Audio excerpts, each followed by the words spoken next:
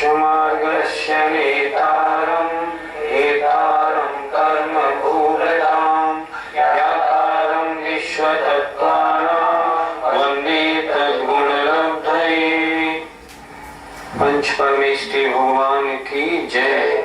संत शिरोमणि आचार्य विद्यासागर जी महाराज की जय। हमने पिछली पाठशाला में मति ज्ञान के कितने भेद हैं उन सबकी जानकारी की। मति ज्ञान के मूल में दो भेद अर्थावग्र और व्यंजनावग्र।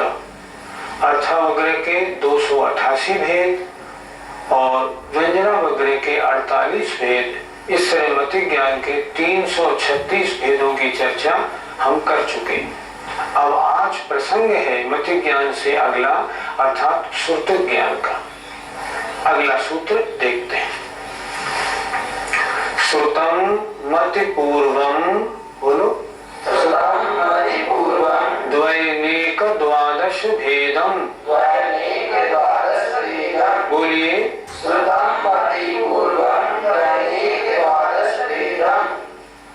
सूत्र का अर्थ बहुत अच्छा है। श्रुतम श्रुत ज्ञान, मति पूर्वम मति ज्ञान पूर्वक होता है।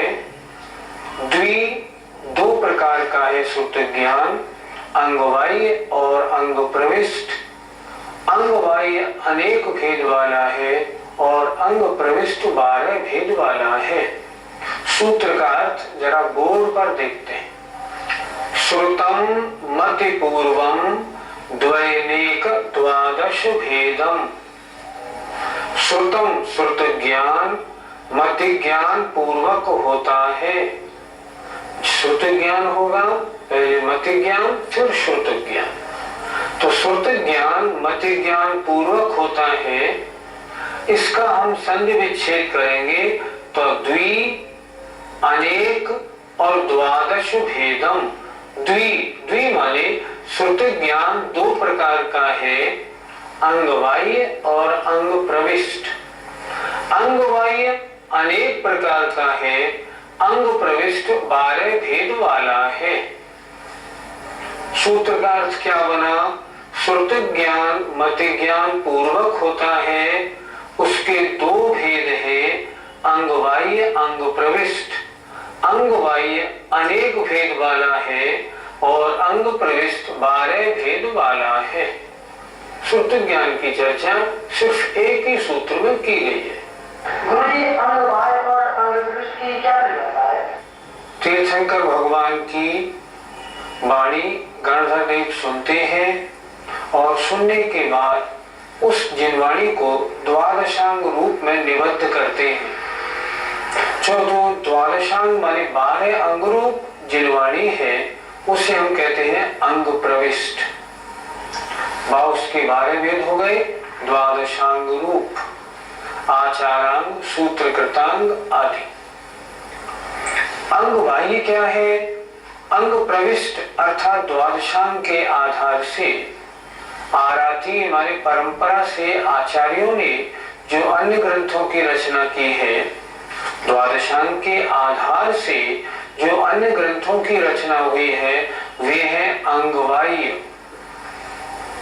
अर्थात वे कितने प्रकार के हैं? अनेक प्रकार के हैं।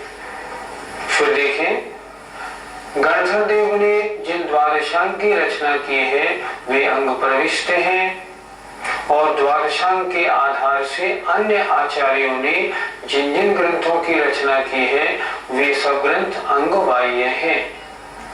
जैसे वर्तमान में जितने भी ग्रंथ उपलब्ध होते हैं ये सब द्वादशांग के आधार से लिखे गए हैं, द्वादशांग रूप नहीं है, इसलिए सभी ग्रंथ अंगवाह्य में आते हैं। लेकिन किन्हीं आचार्यों की ऐसी वर्तमान में मान्यता है कि श्री षटखंडागम और श्री कषाय पाहुड़ इन दो को हम कथनचित अंग प्रविष्ट भी मान सकते हैं, क्योंकि इनमें अंगों के सूत्र जो के तो लिखे गए हैं। बाकी समयसार जी, तत्वार्थ सूत्र, रथकरण रक्षावकाचार आदि जितने भी शास्त्र वर्तमान में हैं ये सब अंगों के आधार से लिखे होने के कारण अंगवाह्य है। क्या श्रुति ज्ञान हमेशा मति ज्ञान पूर्वक ही होता है? श्रुति ज्ञान जब भी होगा मति ज्ञान पूर्वक ही होगा, लेकिन श्रुति ज्ञान के बाद श्रुति ज्ञान और श्रुति ज्ञान के बाद श्रुति ज्ञान जब होगा तब बीच में मति ज्ञान की आवश्यकता नहीं है। लेकिन जब भी प्रारंभ होगा श्रुति ज्ञान का तो मति ज्ञान पूर्वक ही होगा। पंडित जी, आपने बताया कि ज्ञान के पहले दर्शन होता है, तो श्रुति ज्ञान के पूर्व कौन सा दर्शन माना जाए? श्रुति ज्ञान से पहले कोई दर्शन नहीं होता। श्रुति ज्ञान से पहले मति ज्ञान होता है और मति ज्ञान से पहले दर्शन होता है। इसलिए पहले दर्शन, फिर मति ज्ञान और फिर श्रुति ज्ञान, इस प्रकार समझना चाहिए।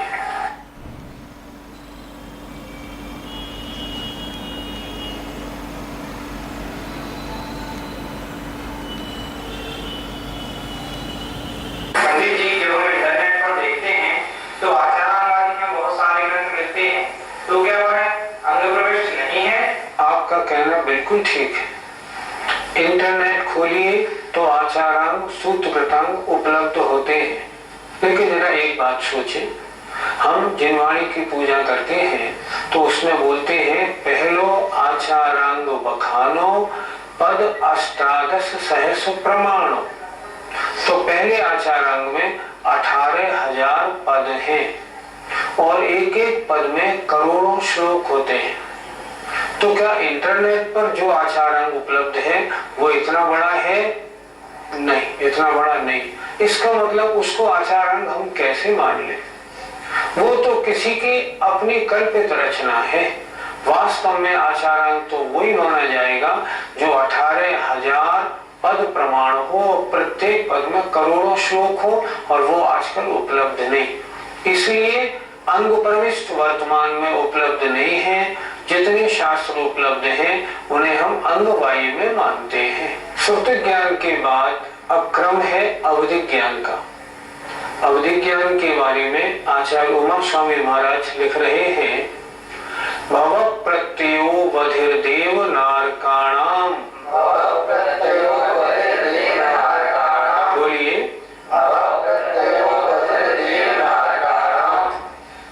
अवधि ज्ञान दो प्रकार का होता है, एक भव प्रत्यय और एक गुण प्रत्यय।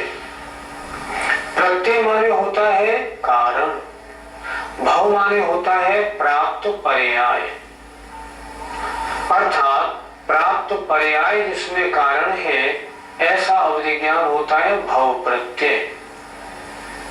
क्या लिख रहे हैं सूत्र में, देखिए जरा, भव प्रत्ययो, भव प्रत्यय नाम का अवधि ज्ञान देव और नारकियों के होता है। सूत्र बिल्कुल सरल है। जो सूत्र सरल है उन्हें मैं बोर्ड पे लिखता तो हूँ लेकिन समझाता नहीं, क्योंकि आवश्यक नहीं है। और मुझे ये भी विश्वास है कि हमारे श्रोतागण जरूर हाथ में पुस्तक लेके बैठे होंगे, तो जब पुस्तक सामने है तो आवश्यकता नहीं।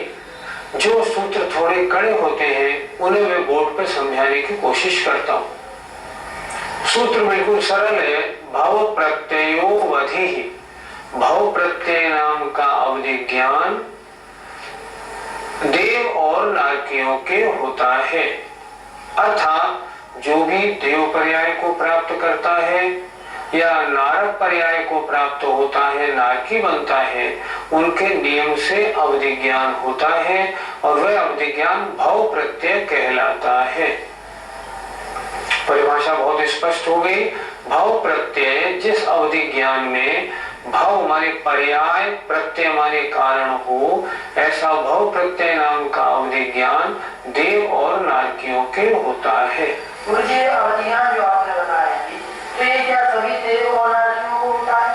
बात या प्रसंग है अवधि ज्ञान का।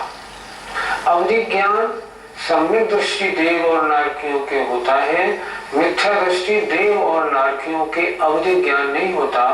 उनके को अवधि अर्थात विभंग ज्ञान होता है। इसलिए अवधि ज्ञान किनके होता है? जो देव और नारकी सम्यक दृष्टि होते हैं उन सभी के अवधि ज्ञान होगा। कोई भी देव ऐसा नहीं है जिसके पास अवधि ज्ञान ना हो। क्या सभी देव और नारकियों के एक समान अवधि ज्ञान होता है क्या? अवधि ज्ञान में द्रव्य क्षेत्र काल भाव की सीमा होती है। ऊपर स्वर्गों में अगर देखें तो जितने ऊपर स्वर्ग में हम बढ़ते जाएंगे उतनी द्रव्य क्षेत्र काल भाव की सीमा बढ़ती जाएगी, अर्थात उतना शक्तिशाली अवधि ज्ञान ऊपर ऊपर होगा।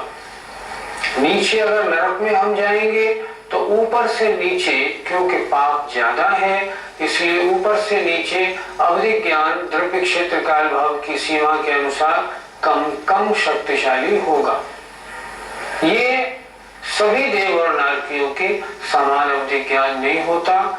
जिस तरह मैंने बताया ऊपर स्वर्गों में अधिक और नीचे कम अवधि ज्ञान होता है। देव और नारकियों को अवधि ज्ञान होता है तो उसमें क्या अवधि ज्ञानावरण कर्म का क्षोभम होता है? जब भी अवधि ज्ञान होगा बिना अवधि ज्ञानावरण के क्षोभम के तो हो ही नहीं सकता। लेकिन देव और नारकियों में ये स्वभाव है कि जिनके नरकायु और देवायु का उदय है, नरगति और देवगति नाम कर्म का उदय है, उनके अवधि ज्ञानावरण का क्षोभम साथ साथ पाया ही जाता है। बिना अवधि ज्ञानावरण कर्म के क्षोभम के अवधि ज्ञान किसी के भी होना संभव नहीं। क्या अप्रत्यय अवधि ज्ञान देव और नारकियों के अलावा अन्य किसी के भी होता है? हाँ, क्यों नहीं।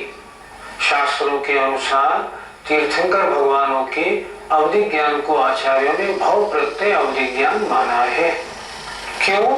कि जो भी तीर्थंकर बनते हैं उनके अवधि ज्ञान होने का नियम है, इसलिए उनके अवधि ज्ञान को भी आचार्यों ने भाव प्रत्यय लिखा है। अवधि ज्ञान दो प्रकार का होता है, एक भाव प्रत्यय और एक गुण प्रत्यय। भाव प्रत्यय की चर्चा इस सूत्र में हो गई। अब गुण प्रत्यय अवधि ज्ञान किसे कहते हैं इसके बारे में आचार्य का अगला सूत्र देखें। क्षयोक्षम निमित्तः षड विकल्पः शेषाणाम। बोलिए।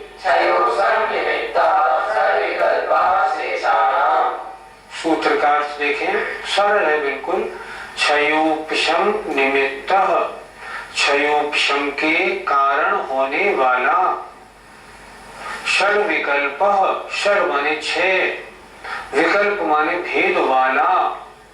शेषाणाम, शेष के होता है। सूत्र का अर्थ कैसे लगाएंगे? सामने बोर्ड पे देखें आप आराम से। शेषाणाम, बचे हुओं के। पहले सूत्र में किनकी चर्चा हो गई? देव और नारकियों की। अब बचे कौन? त्रिंच और मनुष्य। प्रश्न है, क्या त्रिंच और मनुष्यों के अवधि ज्ञान होता है? होता है। शेषाणाम, कौन सा? क्षयोक्षम निमित्तः, क्षयोक्षम के कारण होने वाला। त्रिंच और मनुष्यों के अवधि ज्ञानावरण का क्षयोक्षम किस कारण होता है? सम्यक दर्शन अथवा संयम के कारण होता है। मतलब गुणों के कारण अवधि ज्ञानावरण का क्षयोक्षम हुआ और अवधि ज्ञान हुआ। इसलिए इसको आचार्यों ने कहा गुण प्रत्यय। जिस अवधि ज्ञान में गुण कारण हो उसे कहते हैं गुण प्रत्यय, और जिसमें भव कारण हो उसे कहा था हमने भव प्रत्यय। गुण प्रत्यय को हम क्षयोक्षम निमित्तक भी कहते हैं। अर्थात त्रिंच और मनुष्यों में सम्यक और संयम के कारण जो अवधि ज्ञानावरण का क्षयोक्षम होता है उसके कारण अवधि ज्ञान उत्पन्न होता है। वह कितने प्रकार का है? षड विकल्पः, छह भेद वाला है। एक बार फिर देखें। क्षयोक्षम निमित्तः, क्षयोक्षम के कारण होने वाला अवधि ज्ञान। षड विकल्पः, छह भेद वाला है।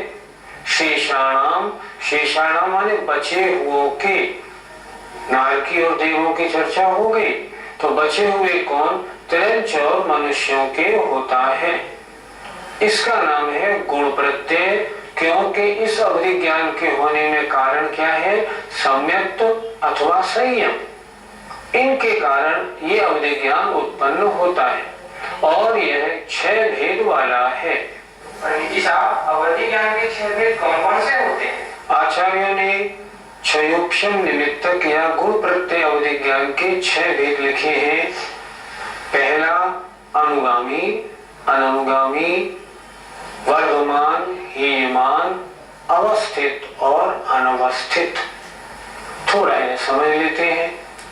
अनुगामी, जो अगले भाव में या अन्य क्षेत्र में साथ जाए उसे कहते हैं अनुगामी, जो फॉलो करे। अनुगामी, जो अगले भाव में या अन्य क्षेत्र में साथ न जाए वो अननुगामी। जो अवधि ज्ञान निरंतर बढ़ता रहे फॉलो करे। अनुगामी, जो अगले भाव में या अन्य क्षेत्र में साथ न जाए वो अननुगामी। जो अवधि ज्ञान निरंतर बढ़ता रहे वह वर्धमान और जो घटता रहे वह हीयमान। जो अवधि ज्ञान हमेशा एक सा रहता है वह अवस्थित और जो कभी घटता है कभी बढ़ता है उसे कहते हैं अनवस्थित। एक बार फिर समझ लें थोड़ा, चाहे तो लिख भी लें। पहला अनुगामी, जो अन्य अगले भाव में या अन्य क्षेत्र में साथ जाए, अनुगामी। और जो अगले भाव में या अन्य क्षेत्र में साथ न जाए, अननुगामी। जो निरंतर बढ़ता रहे वर्धमान, घटता रहे हीयमान। जो एक सा रहे वो अवस्थित और जो कभी घटे कभी बढ़े, कभी घटे कभी बढ़े वह अनवस्थित। इस प्रकार क्षयोक्षम के कारण होने वाला गुण प्रत्यय नाम का अवधि ज्ञान 6 प्रकार का होता है। पंडित जी, अवधि ज्ञान के दिशावधि, परमावधि आदि भेद भी कहें तो इनकी क्या परिभाषा है? अवधि माने होता है सीमा। जिस अवधि ज्ञान की थोड़ी सीमा है, जो चारों गति के जीवों के होता है, उसे कहते हैं देशावधि। और जिस ज्ञान ने संपूर्ण सीमा क्षेत्र को प्राप्त कर लिया है, टॉप मोस्ट, उसे कहते हैं सर्वावधि। और इन दोनों के बीच में जो ज्ञान होता है वह कहलाता है परमावधि। देशावधि, चारों गतियों में होने वाला जिसकी सीमा सबसे कम होती है, देशावधि। सर्वावधि, जो सबसे ज्यादा सीमा मतलब टॉप मोस्ट सीमा वाला होता है, सर्वावधि। और दोनों के बीच वाला जो होता है उसे कहते हैं परमावधि अवधि ज्ञान। विशेषता यह है, देशावधि अवधि ज्ञान चारों गतियों के जीवों के होता है, लेकिन परमावधि और सर्वावधि अवधि ज्ञान तो मात्र चरम शरीरी मुनि महाराजों के ही होता है। वे उसी भाव से मोक्ष जाने वाले होते हैं। अभी पिछले सूत्र में आपने विभंग ज्ञान की चर्चा की थी, तो वह विभंग ज्ञान क्या कहलाता है? सम्यक दृष्टि जीवों के सम्यक माने सच्चा अवधि ज्ञान होता है, वह अवधि ज्ञान कहलाता है। और मिथ्या दृष्टि जीवों के जो मिथ्या अवधि ज्ञान, मिथ्यात्व के साथ होने वाला जो अवधि ज्ञान है, उसे आचार्यों ने विभंग ज्ञान कहा है, जिसे हम जनरल भाषा में को अवधि ज्ञान भी कहते हैं। ये इन दोनों में अंतर है। अवधि ज्ञान की चर्चा पूरी हुई। अब प्रसंग प्राप्त मनःपर्यय ज्ञान के लिए अब अगला सूत्र देखते हैं। ऋजु विपुल मति मनःपर्ययः। ऋजु विपुल मति मनःपर्ययः। ऋजु विपुल मति मनःपर्ययः। ऋजु विपुल मति मनःपर्ययः। मनःपर्यय ज्ञान 2 प्रकार का है, ऋजुमति और विपुलमति। सूत्र बिल्कुल सरल है। पहली बात, मनःपर्यय ज्ञान किसे कहते हैं? अपने विशिष्ट ईहामति ज्ञान के द्वारा दूसरे के मन को जानकर जो मन में चिंतित पदार्थ को जानता है उसे कहते हैं मनःपर्यय ज्ञान। जरा फिर अच्छी तरह सुने। विशिष्ट इहामति ज्ञान के द्वारा दूसरे के मन को जानकर जो मन में चिंतित पदार्थ को जानता है उसे मनःपरीय ज्ञान कहते हैं। मनःपरीय ज्ञान के इस सूत्र में दो भेद बताए गए, ऋजुमति और विपुलमति। ऋजु कहते हैं सरल, सरल मन में चिंतित पदार्थ को जो जानता है वह ऋजुमति मनःपरीय ज्ञान है। और सरल एवं कुटिल ऐसे दोनों प्रकार के मन में चिंतित पदार्थ को जो जानता है उसे कहते हैं विपुलमति मनःपरीय ज्ञान। ये दोनों मनःपरीय ज्ञान मात्र मुनि महाराजों के होते हैं। किसी भी गृहस्थ, क्षुल्लक, एलक और आरिका आदि के मनःपरीय ज्ञान नहीं होते, ये मात्र मुनियों के ही होते हैं। एक बार फिर सुन लें, ऋजुमति, ऋजु माने सरल, सरल मन में चिंतित पदार्थ को जाने, ऋजुमति मनःपरीय ज्ञान। और कुटिल मन में चिंतित पदार्थ को जो जाने वो विपुलमति मनःपरीय ज्ञान है।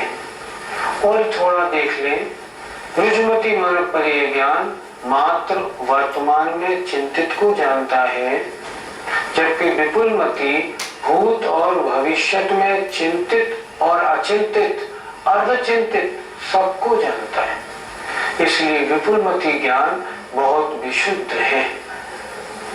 इस प्रकार दो प्रकार का मनःपरीय ज्ञान हुआ। अभी आपने सरल मन और कुटिल मन ऐसा बोला, सरल मन और कुटिल मन, इससे हम क्या समझे? सरल मन तो सरल मन होता ही है, लेकिन कुटिल मन क्या होता है, जरा इसके बारे में एक उदाहरण हमने सुना था, बड़ा उपयोगी है, वो आपको बताते हैं। एक पंडित जी थे, वो पंडित जी बनारस के थे, जैन धर्म के अच्छे प्रचारक थे। वो एक बार किसी गांव में 10 लक्षण पर्व में प्रवचन के लिए गए, आज से 50 वर्ष पहले। गांव में गए तो गांव में उनको एक झोपड़ी में ठहरा दिया गया। एक सज्जन ने खाट ला के रख दी, एक ने लोटा बाल्टी ला के रख दिया, एक ने एक मूड़ा ला के रख दिया और उनकी सारी व्यवस्था उस झोपड़ी में हो गई। 4-5 दिन प्रवचन चलता रहा।